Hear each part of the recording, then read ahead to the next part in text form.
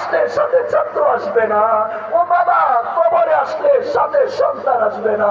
ও ভাই, কবরে আসলে সাথে ভাই আসবে না। ও বন্ধু, কবরে আসলে সাথে বন্ধু আসবে না। ও স্ত্রী কবরে গেলে সাথে স্বামী যাবে না। ও স্বামী কবরে গেলে সাথে স্ত্রী যাবে। আনা বাইতুল ওয়াহদা, আমি হইলাম একাকিত্বের ঘর। ও আনা বাইতুত তুরাব, আমি মাটির ঘর। মাটি, আরে ঘর তো কত আলিশান বানাইয়া রাখছো, এখানে মাটি ছাড়া কিছু নাই। হ্যাঁ, যত বড় ব্যক্তি হোক, কবরে তাকে জাজিম বিছায়া দেওয়া হয় না, মাটি তো দেওয়া হয়। কবর ডাকে আর বলে আনা বাইতুল ওয়াহদা ও আনা বাইতুল গুরবা।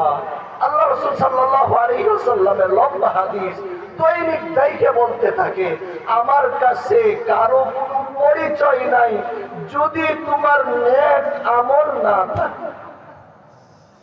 আমি চিনি না কাউকে, চিনি না। আমার সামনে কোনো পরিচয় নাই, আমি কবরের সামনে একটা পরিচয়, তোমার কাছে নেকি আছে, বাস তুমি কোন বংশের না।